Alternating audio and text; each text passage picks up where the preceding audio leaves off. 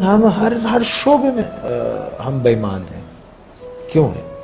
تعلیم کا شعبہ، اس میں سفارش اور سیاست ہے، سیاست کے اندر سیاست ہے، اور رشوت ہم لیتے ہیں، بے ایمانی ہم کرتے ہیں، جھوٹ ہم بولتے ہیں، دوسروں کی تکلیف ہم دیتے ہیں، دوسروں کے مالوں پہ قبضہ کر لیتے ہیں، یتیموں کا مال کھا جاتے ہیں، غریبوں کو تکلیف دیتے ہیں، مسکین مسافر محتاجوں کو ان کا حق نہیں دیتے، کسی کی مدد نہیں کرتے، اپنے لیے سب جمع کر کے رکھتے ہیں، اپنے سے آگے نہیں سوچتے.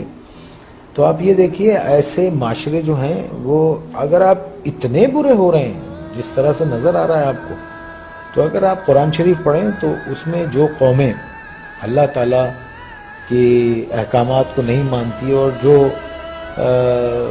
ان سب چیزوں میں نافرمانی میں جب بہت آگے چلی جاتی ہے تو اللہ نے کہا ہے میں ایسی قوم کو تباہ کر دیتا ہوں اور پھر ان کی جگہ دوسرے لوگ لے آتا ہوں. اللہ کہتا ہے کہ میرے لیے یہ کام کوئی مشکل نہیں ہے.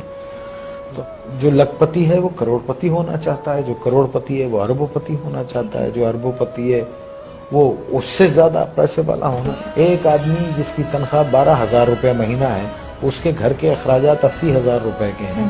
یہ کون سی سائنس ہے آپ مجھے بتائیے کہ وہ اس کو پورا کرتی ہوگی؟ اور یہاں 60% لوگ ایسے ہیں جن کی تنخواہیں اتنی ہیں، لمیٹڈ ہیں، اور ان کے اخراجات جو ہیں.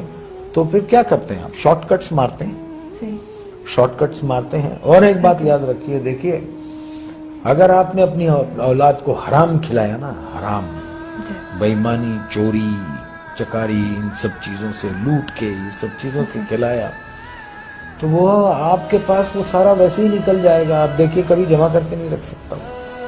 اگر اس کے پاس رہے گا، جمع بھی ہوتا ہے، تو ایک ڈیزاسٹر ہوگا اور سب ختم ہو جائے گا. تو ہم کو ٹھیک ہونا چاہیے. ہم انسان ہیں، جانور نہیں ہیں. ہم کو صحیح ہونا چاہیے.